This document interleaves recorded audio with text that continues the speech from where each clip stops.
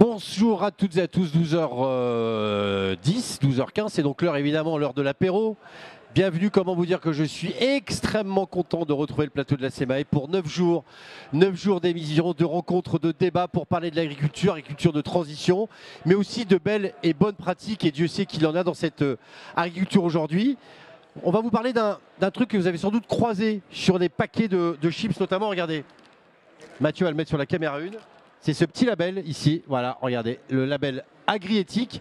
Vous l'avez sans doute croisé sur des paquets de chips, sur du pain de mie ou sur d'autres produits frais. Mais qu'est-ce que c'est que ce label? Eh bien, on a la chance d'avoir avec nous le patron, le directeur général d'Agriéthique qui s'appelle Ludovic Brinjon, qui a accepté surtout de remplacer au pied levé le président d'Interfel qui nous a lui posé un sacré lapin façon Jardiland. Donc on remercie Ludovic et on se retrouve tout de suite pour parler avec lui d'Agriéthique. À tout de suite.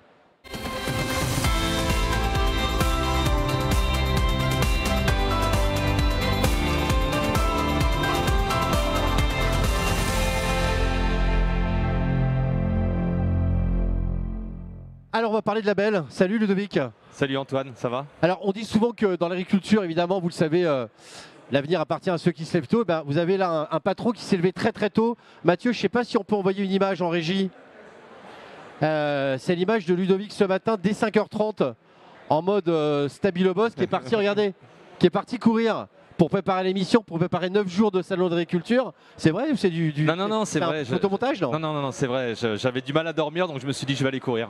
Ok. Voilà. C'est ton quantième salon d'agriculture? C'est notre 5e participation. Ok. Donc, avec Agriéthique? Avec Agriéthique, bien sûr. Et donc on est dans le Hall 4, stand 4B030. Voilà, ok. tout est dit. Ludovic, on s'est connu il y a quelques années, tu t'occupais d'une coopérative qui s'appelle la Cavac. Exactement. C'est là que tu as commencé, c'est quoi ton parcours en 2 mots?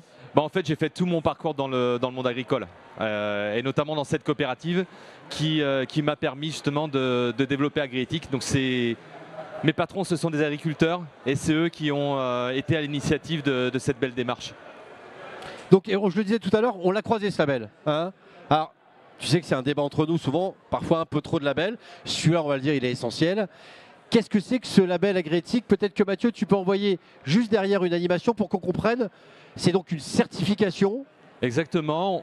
On est un tiers indépendant. On vient s'assurer que les marques comme Bretz, La Boulangère, Blini respectent bien ses engagements sur 3 ans, donc à payer le producteur à un prix juste. Alors que je comprenne, moi je suis céréalier, ouais. Je fais de la céréale. Oui. Ok, j'ai envie de rentrer dans la grande famille Agriéthique. Je viens de voir quels sont mes droits, quels sont mes devoirs. C'est très simple en tant qu'agriculteur, que céréalier, qu'éleveur. Tu dois t'engager sur une période de 3 ans, sur un volume donné, et tu vas être rémunéré sur la base de tes coûts de production, plus une marge pour que tu puisses vivre correctement, tout simplement. Alors, c'est toi qui viens nous voir ou c'est moi qui fais plutôt acte de candidature auprès d'Agriéthique? Les deux, j'ai envie de dire. Parfois, la demande elle vient des agriculteurs, mais elle peut venir aussi des marques. Donc moi, je joue le rôle de médiateur et de constructeur de la filière. Je suis un facilitateur, en fait. Donc moi, effectivement, j'ai compris que tu vas m'assurer des revenus et des volumes. En échange, qu'est-ce que tu me demandes? Alors, l'intérêt, dans un premier temps, c'est que tu t'engages dans la durée. Donc pendant 3 ans, tu parles plus de prix, finalement. Tu n'es pas connecté au marché, tu sais, le Matif. Le cours de bourse du blé, évidemment. Voilà, Chicago, Euronext à Paris, fixe le cours du blé. Okay. Mais c'est imprévisible en fait. Même les plus grands traders ne peuvent pas connaître le prix du blé demain. Agriéthique, c'est un marché, on va dire, en parallèle, un modèle économique différent qui va permettre à l'agriculteur justement de se déconnecter de ces marchés et d'être payé sur la base de ses charges en fait. Et cette initiative, donc on la voit les mêmes sur des produits frais comme le blini. Hein, vous voyez, alors là c'est du houmous, c'est le houmous, le pois chiche. Ouais. Donc le producteur de pois chiche est payé à un prix rémunérateur sur 3 ans. Et il est où ce producteur de pois chiche en l'occurrence? Alors là il est dans l'ouest de la France. Okay. Donc tous les producteurs qui fournissent la berry sont payés au prix rémunérateur, au prix Agriéthique. Franchement, on a du mal à y croire tellement c'est bien. C'est né quand, Agriéthique? C'est né comment d'abord? Alors, la première filière... La vraie histoire. Hein, la vraie histoire, ce sont des agriculteurs vendéens, notamment de la coopérative Cavac que tu as citée, qui ont voulu en effet monter un dispositif on va dire en parallèle des marchés. Et donc des meuniers en local, des boulangers artisans, un industriel, la boulangère, ont souhaité s'engager dans le modèle. Donc en fait, la première filière qui a été engagée, c'est la filière blé, farine, pain, et notamment avec des boulangers artisans. C'est pour faire cesser une aberration économique où l'agriculteur ne vivait pas correctement de son travail. C'est ça la philosophie de départ? Exactement. La difficulté, c'est quand les prix de marché sont trop bas, bah, l'agriculteur, il ne va pas être payé à son juste prix, il ne va pas vivre de son métier. Et inversement, comme on a pu le connaître au moment de la guerre en Ukraine, quand les prix explosent, bah finalement c'est le consommateur qui en subit les conséquences. Bah, Agritix, ça vient protéger à la fois la rémunération du producteur et le pouvoir d'achat du consommateur. Alors pour avoir travaillé notamment sur le pain de mie, la boulangère. Alors c'est de la brioche. Hein. C'est la brioche, pardon. Ça n'a pas été simple parce qu'à un moment donné, il a fallu quand même ouvrir les livres de compte. Et regarder où la minotrice faisait ses marges, où l'agriculteur se faisait ses marges et où l'industriel se faisait ses marges. Et pendant 2-3 ans, je crois que ça a piqué un peu. Limite paire de baffes, non? C'était limite. Alors, quand on dit les premières années, c'est un peu compliqué parce qu'il faut convaincre, on essuie les plâtres, comme on dit. Et c'est vrai que ça nécessite que tous les acteurs soient autour de la table. C'est ce que tu dis, l'agriculteur, le meunier et l'industriel. Avant, c'était des réunions bipartites. L'agriculteur discute avec, on va dire, avec sa COP, avec le meunier avec l'industriel. Alors que là, tout le monde est autour de la table dès le départ. Tu sais, on parle dans Egalim, on parle de marche en avant. Bah, Agritix, c'est de la marche en avant. On fait de l'Egalim depuis 2013. Donc vous avez commencé avec la boulangère il y a 5 ans. Ouais. Combien de produits, combien de producteurs aujourd'hui? Aujourd'hui, on a 43 marques labellisées. Okay. Donc on va retrouver nos produits. Ce n'est pas mes produits, c'est les produits de mes partenaires dans tous les circuits de distribution. Donc j'ai parlé de la boulangerie artisanale, on a plus de 1000 boulangers artisans qui sont engagés. On va être dans les circuits spécialisés bio, par exemple, et dans les grandes surfaces, dans les GMS et dans les collectivités. Parce qu'on rentre dans les 50% des achats durables Egalim, justement.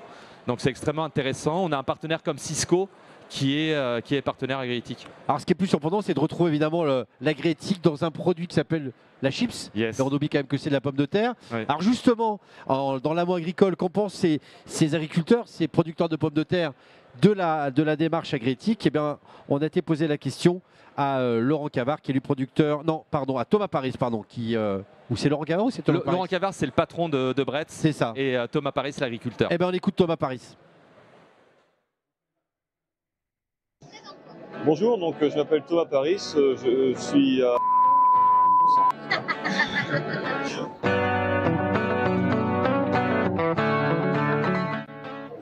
Donc bonjour, je m'appelle Thomas Paris, donc je suis salarié sur l'exploitation familiale du Caille des Camélias depuis 2 ans. Je m'installe avec mes parents au 1er juillet. Donc l'exploitation cultive 20 hectares de pommes de terre pour l'entreprise Alto Bretz, donc de la Lady Claire et de la Lady Amaria.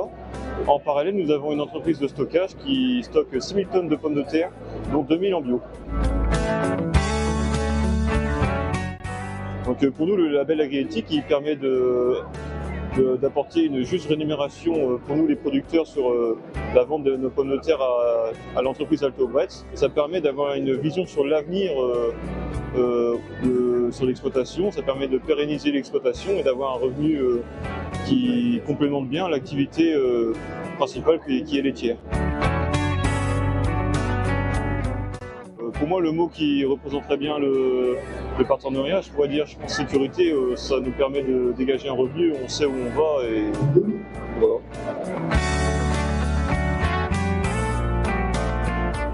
Sécuriser un revenu, notamment quand on reprend l'exploitation, ce qui est un petit peu son cas, c'est extrêmement important parce qu'on sait qu'aujourd'hui on perd à peu près entre 25 et 27 exploitations par jour, notamment du fait du problème de la rémunération agricole. Là, c'est une vision sur 3 ans, ce qui permet à des jeunes comme lui, avec évidemment ses parents en soutien, de se projeter, d'investir et surtout peut-être aussi d'accélérer la transition. Parfois du non-labour, du sol couvert, on le sait. Exactement. Et de l'agriculture régénérative. Tout à fait. Alors ce qui est intéressant, c'est que d'une part, en effet, ça apporte une juste rémunération aux producteurs de pommes de terre, on l'a vu, mais ça permet aussi, on parle de souveraineté alimentaire, de sécuriser l'approvisionnement en pommes de terre pour l'industriel. Ça, c'est extrêmement important parce que la pomme de terre, elle est en concurrence et en compétition avec d'autres productions. Donc l'intérêt de ce modèle équitable, c'est de faire finalement un assolement équitable et d'avoir tous les types de production sur l'exploitation. Juste que je comprenne, chez Agriéthique, il y a des techniciens qui ont fait AgroParisTech, qui vont aller chez le producteur vérifier que ces pratiques agricoles correspondent au bouquet des charges. Comment ça se passe? Alors, non, nous notre rôle, c'est de, comme je le disais, facilitateur, médiateur et accompagnement dans la construction du modèle. Mais après, la certification, ce n'est pas nous qui la délivrons. C'est un organisme certificateur qui s'appelle Certipac qui va venir justement contrôler ce que tu demandes, le cahier des charges. Vous êtes dans les salles de négo? Vous vous aidez à la négociation ou pas? Alors, nous, on peut, alors c'est pas une anecdote, on peut accompagner des industriels justement lorsqu'il faut l'appuyer dans son argumentaire auprès des distributeurs. Justement, donc un industriel qui marche fort d'ailleurs, hein. Bretz sur de la chips, là on voit saveur libanaise, en plus on est dans l'innovation. Ça lui apporte quoi Agriéthique? Bah, écoutez, il a répondu aussi à nos questions. Oui, bonjour, je m'appelle Laurent Cavard, je suis le PDG de la société Alto Bretz. Alors, Alto Bretz, c'est le chipsier français. Nous produisions des chips à la marque Bretz et à la marque de distributeur. Et ma société, c'est finalement une chips sur 2 consommée en France. Donc depuis le début de l'année, nous sommes labellisés Agriéthique France. En fait, ça rentre en résonance avec les valeurs de l'entreprise, puisque pour nous, évidemment, ce qui est important, c'est la juste rémunération des agriculteurs quand ils font des pommes de terre pour nous. On travaille en direct avec des agriculteurs avec un prix fixe par contrat. Donc ça tombe pile poil avec ce que représente Agriéthique. Donc on a été parfaitement en phase avec les valeurs. Et on cherchait un label qui représentait cette notion de commerce équitable, évidemment en Nord-Nord. Et on trouvait que c'était Agriéthique qui représentait le mieux ce concept. Ah oui, le mot important pour moi dans la relation entre Alto et Agriéthique, c'est la juste rémunération des agriculteurs. Alors, oui, je mange des chips, j'en mange professionnellement pour goûter les nouveautés. Hein. Effectivement, je fais partie aussi des tests qualité, donc on va dire j'en mange un jour sur 2, mais pour le plaisir, on va dire j'en mange 2 fois par semaine. Alors, la chip, c'est un produit plaisir, c'est un produit d'impulsion, mais c'est un produit aussi qu'on doit manger de façon occasionnelle, parce que, mine de rien, c'est pas le problème, c'est pas le sel, c'est plutôt la charge calorique qui est liée à la matière grasse.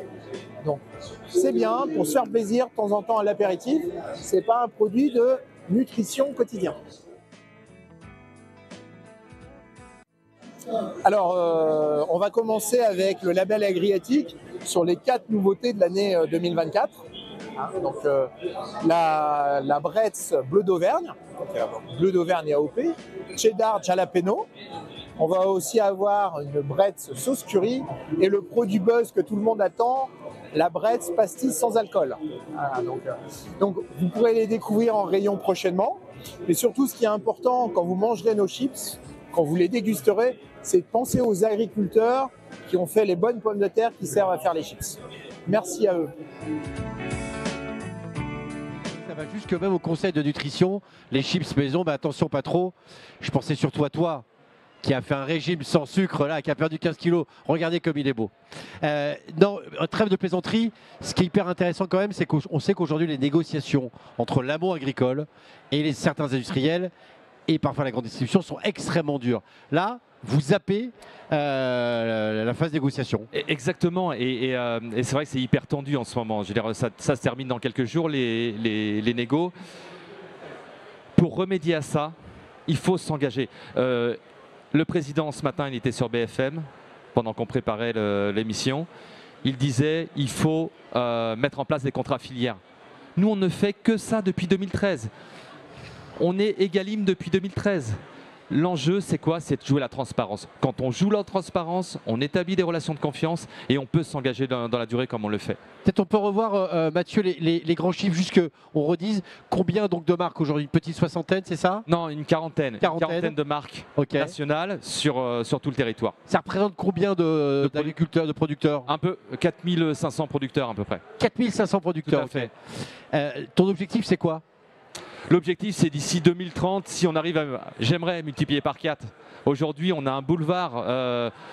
On doit apporter des solutions. On doit apporter des solutions et moi j'espère justement que les parlementaires, que le gouvernement vont nous appuyer. Justement, ce qu'on pourrait passer comme message, c'est que ces entreprises qui sont engagées comme Bretz, comme la boulangère, que fiscalement on puisse les valoriser finalement. Il y a des secteurs d'activité qui sont encore réticents à aller dans le label agrééthique. Je ne m'attendais pas à cette question, Antoine. De manière un peu générale, sur des idées personnes, où il y a plus de réticences, où les modèles agrétiques sont un peu plus compliqués à mettre en place. Plus compliqué, justement, j'en vois en face de moi. Sur les filières fruits et légumes, c'est un peu plus compliqué. Pourquoi? Alors je prends toujours cet exemple-là, même si... Tu veux parler fruits et légumes, c'est dommage que le président d'Interfell devait venir ce matin, mais il n'est pas venu. C'est dommage. C'est dommage. Mais la cerise, c'est une production sur 2-3 semaines. Ce qui a beaucoup souffert d'ailleurs l'année dernière. Tu vois ce que je veux dire, il y a de l'ultra volatilité. Donc plus c'est ultra volatile, plus notre modèle vient en contraste et est un peu plus complexe à mettre en place. Comment vous faites de la com autour du label? Comment vous informez les consommateurs de... Alors on le voit comme ici en facing de pack, sur tous les packs. En boulangerie, tu vas avoir une affiche. Et puis derrière, là on voit bien. Exactement, on explique derrière le packaging, en quoi ça consiste. Et après, on essaye de communiquer un maximum sur nos réseaux sociaux. Alors parce que je sais que chez Agrétic, on aime bien manger, ça c'est sûr, mais on aime bien boire aussi. Et là, c'est un produit, alors ça c'est assez innovant, Agrétic sur une vodka au quinoa, qu'on va s'empresser avec les équipes de Mathieu, le réalisateur, de boire tout à l'heure dès que vous serez partis. Pourquoi partir sur ce créneau-là? Alors, en fait, c'est pas... Alors déjà, si c'est intéressant pour Agrétic, tu parlais de communication conso. On arrive sur un autre secteur sur les spiritueux, on n'était pas présent. Ah, parce que déjà, la vodka au quinoa, c'est quand même assez étonnant. Et c'est vrai qu'on a des produits du quotidien, du pain, on en a parlé, du lait, etc. Mais aussi, on va être sur des produits un peu plus festifs. Et ce qui est intéressant, c'est que le conso, quand il consomme du houmous ou peut-être un petit peu de vodka équitable avec modération, il prend un peu plus le temps de comprendre ce qu'il y a derrière. Donc là, vous traitez avec qui, alors que je comprenne? Le producteur de quinoa? Exactement, le producteur de quinoa. Que vous avez été sourcé, vous? Qui est de la coopérative CAPL, on peut le dire. Et derrière, il est où ce producteur de quinoa, pardon? Et donc là, il est en Anjou. En Anjou, ok. Exactement. Et après, il a fallu trouver une distillerie. Exactement. Ça, hein? Distillerie Merlet qui fait après la vodka pour la marque Fer. Donc, que je résume, là le producteur du quinoa, il sait que pendant les 3 prochaines années, on va lui assurer, j'imagine, alors c'est des petits volumes, vous lancez le produit pour tester le marché, mais c'est volume et prix. Exactement, volume, prix, durée minimum de 3 ans. Ok, c'est pas la même chose j'imagine sur le bio, c'est pas 3, ça doit être à 5, non? On peut avoir les engagements sont plus longs? Le minimum dans notre cahier des charges, c'est 3 ans. Mais en effet, tu as raison, sur le bio, on est plutôt sur 5 ans, mais on peut avoir des contrats à 7 ans également. Je fais un petit aparté, même sur les œufs, demain on ira probablement sur des contrats à 10 ans. On ne va pas ouvrir la page des œufs, mais c'est un sujet majeur aujourd'hui sur le territoire. Par rapport à C'est qui le patron, par exemple, dont on sait que Nicolas Chaban est quand même un sacré promoteur de ces démarches-là, vous vous situez où, vous, Agrétic? Alors, C'est qui le patron, c'est une marque. Ok. Nous, on est un label. Moi, ce qui m'embête avec les marques qui s'auto-proclament équitables, c'est un peu embêtant, tu es jugé parti. Nous, on vient en caution des marques. Les marques, elles nous font appel et nous disent est-ce que nous, on respecte bien les engagements équitables? Ce qui n'est pas tout à fait la même chose. Ok, donc vous aurez compris dorénavant, quand vous croiserez sur ce paquet de chips à l'Aligo ou sur ce paquet de chips saveur à la libanaise ou évidemment sur l'un des pionniers de la démarche Agrétic, oui, la boulangère. La boulangère engagée depuis 2013, depuis le début. Donc Christian, le mythique patron, part à la retraite, je crois, au mois d'avril. Ah, il part à la retraite. Il est au courant. Voilà. Et avec son patron de la production, Pascal Pubert, qui a énormément œuvré auprès des agriculteurs, notamment Franck Blotio, du côté de la Vendée. Tout à fait. Pour travailler sur ces démarches-là, part aussi à la retraite. T'es confiant à l'avenir? Parce qu'on parle quand même là souveraineté alimentaire, mais il y a des problèmes d'inflation, il y a des problèmes de prix, il y a un marché dans la grande distribution qui est en train de se tendre, des Français qui sont citoyens à 8 heures et un peu plus consommateurs à 9 heures, et qui à l'heure du choix un peu éthique vont plutôt, et parfois on le comprend, 14% des Français ont du mal à se nourrir, vers un produit moins cher. Comment vous allez tenir votre promesse? Mais en fait, on est bon, déjà on a passé la crise en Ukraine. Il faut savoir que la crise en Ukraine, les prix de blé avaient explosé, il fallait tenir les producteurs dans les contrats. On est toujours là, on a continué à développer. Moi je pense qu'au contraire, nos modèles répondent à un besoin. répondre à un besoin. J'ai envie de dire, on n'a pas le choix. Il faut engager des relations dans la durée. Il faut sortir du marché conventionnel, justement pour que tout le monde s'y retrouve. Si on reste sur des prix de marché, on pénalise à la fois l'agriculteur et même le consommateur. Vous avez compris, si vous croisez ces petits labels sur ces produits, ça veut dire que c'est bien et bien. C'est bien parce que c'est bon. Et puis c'est bien aussi parce que ça fait du bien aux agris. Je vous rappelle, c'est le premier jour de ce salon de l'agriculture qui va être un salon de l'agri de combat. Il faut plus que jamais les souvenirs. Et nous, au nom de l'apéro, on tenait à saluer l'initiative de Ludovic et de ses équipes. C'était donc la première de au nom de l'apéro. On vous retrouve demain pour parler cette fois surgelé avec une boîte qui s'appelle Ecomiam. Troisième acteur du surgelé en France qui ne fait que du français, même dans ses produits transformés, c'est possible. Et chez nous, au nom de l'apéro, on adore. Allez, maintenant, on va picoler et on va manger des chips. À très vite. Ciao, ciao.